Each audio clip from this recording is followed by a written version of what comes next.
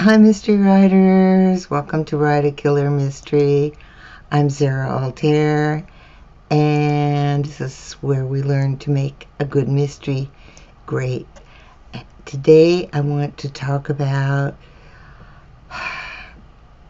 what your villain needs, because your villain in a mystery is hidden.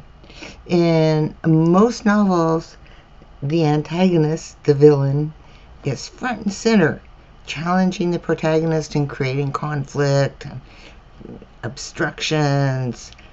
But the mystery's antagonist remains hidden until the very end. So that gives us some special challenges about creating our villain, because even though your villain remains hidden in your story, they're the driving force in the story. And you need to know their motivation for the crime, and you need to know how they cover the crime and hide the secrets from your sleuth. The villain is the antagonist. Along the way, your sleuth may have opponents who get in the way, but the villain is truly the antagonist. And even though that villain isn't identified until the end of your mystery, they are the antagonist. So just like any story, the character background work you do is crucial. You need to know as much about the villain as you do about your protagonist. And that background is what helps you find the right places to plant your hints and clues in the story. If you don't know the villain's details, you won't know which details to add or when to add them. It all kind of compounds, because you may paint a big picture of your villain, but you're pulling out little bits and details to plant seeds in your mystery. So there's three main things you want to know about your villain. The first is definitely their motivation, but there's more than one motivation. So if your crime is a murder, the villain needs a strong motivation for killing the victim. And the motivation is often the ultimate clue the sleuth unearths to reveal the villain. In order to understand the motivation, your character background should include an understanding of the villain's personality, and also, very important, their relationship and their interactions with the victim while the victim was still alive. You want to know, what is it about the victim that pushed the villain to the murder, to the crime? There's something about that relationship that resulted in that murder. So you need to understand the villain's relationship to the victim and how they become embroiled, that some action that the victim does triggered a murderous response. What was it that the victim did? And that is based on the relationship of those two characters.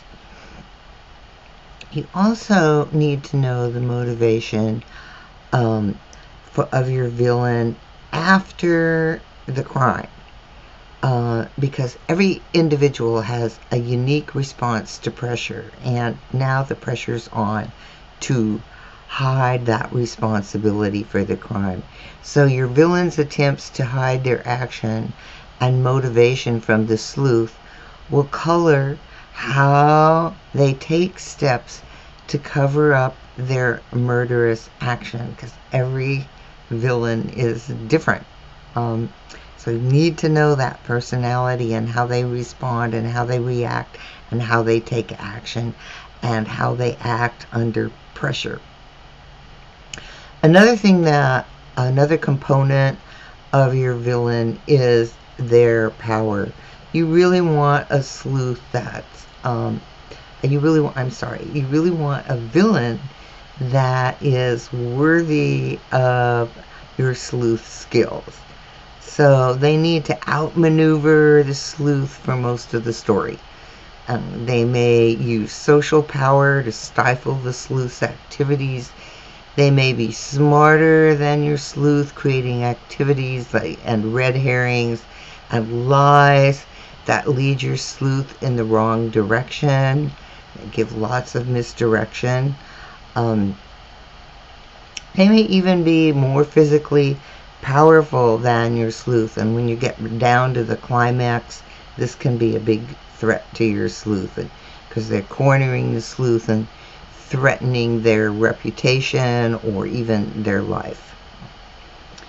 And a third major component for your villain is their success. And through most of your story, the villain will have multiple successes, and your character background will help you find the best situations to display your villain's talents. Always hidden, and you want your villain to be a worthy adversary. So your sleuth may not understand why the pieces of the puzzle aren't fitting together and why they seem to be blocked no matter what direction they take. But if you, the author, have reasons for your villain's actions, you're going to have reasons for your sleuth's frustrations. Everything will make sense at the end, and your reader will think, I should have seen that. So you want this great big picture of your villain, but you're only going to reveal along the way in your mystery, you're only going to reveal certain bits and pieces. But having the big picture helps you understand and know which of those pieces you're going to use at any given time in your story. So the more you know, the less you show. So you want that big picture, but you're just going to drop those little hints along in your story. But your efforts to create a three-dimensional character for your villain give you ample details and ideas to frustrate your sleuth. And when you know what your villain needs to work in the background of your mystery, you use those personality traits and specific actions. A full understanding of the villain as a person helps you use the right combination of details. There's no reason to show everything, There just isn't. But you need to show the right things to leave those hints for your readers. It's just like research. The broader your scope, the easier it is to find the right details to fit in your story. And it's the same with creating the background for your sleuth. Only 20% of research shows up in your story. But in order to know which items, which details you're going to use from your research, you need that big understanding, that big overview, and it's the same for your villain.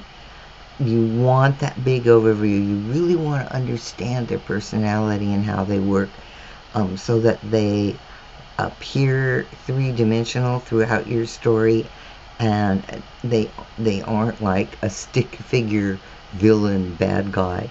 Okay, it's a lot of fun to play around with those details, but you need to know that big picture.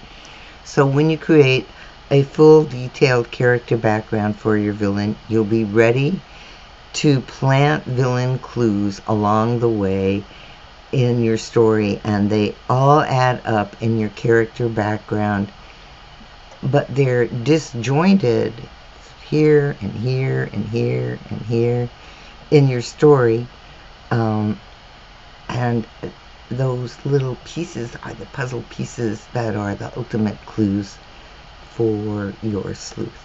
Okay, so I hope that helps. I've just seen a couple of stories recently where the villain, I kind of knew who the villain was before the story was over, and I think part of the reason was in those stories that the villain wasn't really a three-dimensional character. So just a heads up that you really want to three-dimensional character in your villain. And then I wanted to tell you a story that happened this week with Write a Killer Mystery, the online course for writers. And if you're looking for help with getting started and getting through all the steps of creating a mystery, you can check it out. There's a link in the description below. But what happened is someone signed up for the course and then they asked me for a refund. And I said, okay, fine. And I said, if you could take some time, I'd really like to know what was it, that made you drop the course. And his response was that he felt that he wanted examples. And then it turned out that he had taken multitudinous courses about writing. Okay. So this is one a course for beginning writers or writers who are just starting out and having a little trouble putting their mystery together. But be that as it may, there is a reason I don't use a lot of specific examples. And that is that everybody's reading list is different. So the actions that you want to take are based on your particular reading list when you are reading mysteries. For example, whatever mystery you're reading right now, and you are reading, I hope, yes, because it really helps to read in your genre. Whatever mystery you're reading right now, once you finish, take a look at how that writer hid the villain. Where were the clues? What were the clues? And go back and look, because I could give you examples from mysteries I have read, but then that means you would have to read the whole mystery. And depending on what genre you read, subgenre you read within mysteries, and what your story is, my examples may not fit in your reading life. So writing a novel is a lot of work, and I could give you all kinds of examples and you could intellectualize, but that's not the point. The point is to write your mystery. So anyway, I just wanted to share that you as a writer are responsible for the kind of research that you do, including the mysteries that you read, and reading them as a writer to see how they do things like giving the villain motivation and hiding the villain until the end. Okay, that's it.